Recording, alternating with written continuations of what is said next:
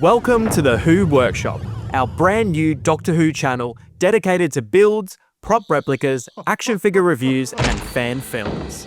Today, we're continuing Hachette's Dalek Partwork series, where over the course of many issues, you can build your own half-scale, remote-controlled replica of the Time War Dalek from Doctor Who. If you're new to the series, this is very much a slow burn build. Each shipment only moves things forward a little, but when it all comes together, the end result should be something pretty special.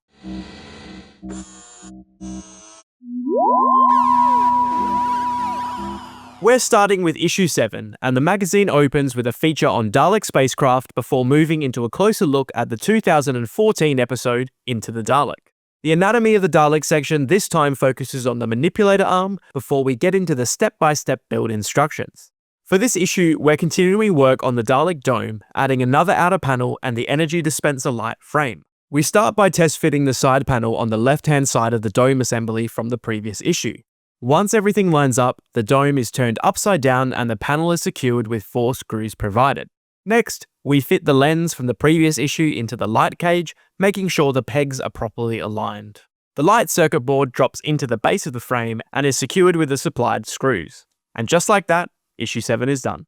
Moving on to issue 8, the magazine shifts gears slightly, diving into the many contradictory origin stories of the Daleks, from television canon through to some of the more imaginative Dalek mania fiction from the 1960s. The episode guide this time covers part 2 of Genesis of the Daleks, while the anatomy of the Daleks looks at Dalek mobility. Build-wise, we're still very much focused on the dome, adding yet another outer panel and fixing screws. We test fit the final light assembly into the dome, carefully aligning the correct pegs, then fit it into place using the hex screws provided. Once that's done, the dome is turned upside down and the cable is temporarily taped in place.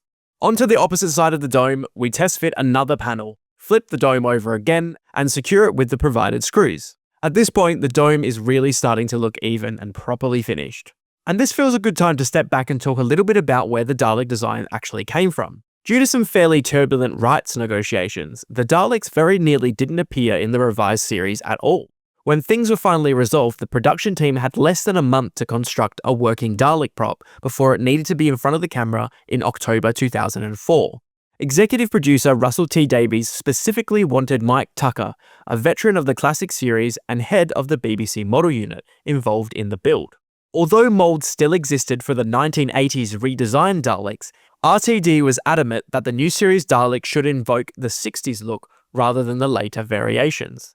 With very limited time, the team planned to build 2.5 Daleks, one pristine, one damaged, and half opened for an interior shot. To speed things along, they secured 2 highly accurate fan-built 1960s Dalek props, borrowing their bases and effectively creating one clean and one damaged version. The top half would be shared between both Daleks. A new dome was pulled from the cast of an Imperial Dalek dome, with a redesigned cowl where the eye stalk emerges. Completely new neck and shoulder sections were created, featuring a deep recessed band running along the body. To this, thick molded slats were bolted on, giving the Dalek a much more industrial, tank-like appearance, something that felt manufactured, heavy, and deliberately engineered. The mutant itself was created by Millennium Effects and installed onto a specifically built midsection assembled by the model unit, using parts salvaged from the BBC outside broadcast department. For the first time in Doctor Who's history, the Dalek's head functions, including the dome rotation, the eye stalk movement, and the dome lights, were all radio controlled by someone other than the Dalek operator. And to top it all off, Nicholas Briggs was also present on set, providing the Dalek voice live so the actors had something real to play against. Back to the build, issue 9 takes a detour from the usual magazine features to explore 2 Dalek comic strips from TV Century 21 in the 1960s. One story sees a Dalek scientist called Zeg challenge the Emperor for control of the Dalek race, while the second story depicts the Daleks venturing into space for the very first time, invading another planet and encountering resistance. I don't know a huge amount about these stories myself, so I actually found this section really interesting for once. It's a vivid alternative Dalek history, completely unrestricted by the television budget or production limitations. The build for this issue remains focused on the dome, with the rear panel being the primary component. We start, however, by removing the connector parts and fitting washers between them to improve the overall fit. This process is repeated across all the connecting points. Once that's done, the dome is flipped over and the large back panel is test fitted, making sure it sits flush with the edge. Then it's turned upside down once more and secured in place with the screws provided. Issue 10 is fairly light on magazine content, focusing solely on Part 3 of Genesis of the Daleks. Again, if you're a long-time Doctor Who fan, there's probably nothing particularly new here. Build-wise though, we're finally attaching the final dome panel, along with the first parts of the eye stalk mechanism. Make sure the eye arm is the right way up, with the black tab facing towards the dome. The 2 bearing rings are fitted into the hubs on either side of the eye pivot. The spring is attached to the tab, and the bearing rings are seated into the molded recesses inside the dome. The pivot mechanism holder is then placed over the assembly, aligned with the screw holes, and fixed into position. And with that, the dome is turned the right way up and the final outer panel is test fitted, then everything is flipped upside down one last time and screwed into place. And from the outside at least, it finally looks like the Dalek dome is complete. Next issue looks like we're finally getting into a bit of eye stalk movement, which should be a lot more dynamic than just bolting parts together. So far though, this is shaping up to be a very sturdy build. The dome is surprisingly heavy. Doing one piece at a time can feel a bit monotonous, but that's really just the nature of a Partwork series.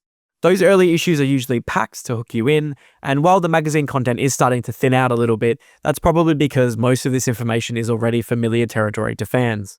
This shipment also included our second free gift as subscribers, a cardboard binder to store the magazine so far. It's pretty standard as Partwork's freebies go, but still handy, and I really appreciate that they have metal rings sticking out of the magazine instead of having to use a hole punch. So that's issues 7 to 10 of Hachette's Build a Dalek. Let us know what you think of the build so far in the comments below. And don't forget to like and subscribe if you want to see more builds, reviews, and Doctor Who projects from the Who Workshop. Until next time. Exterminate! Exterminate!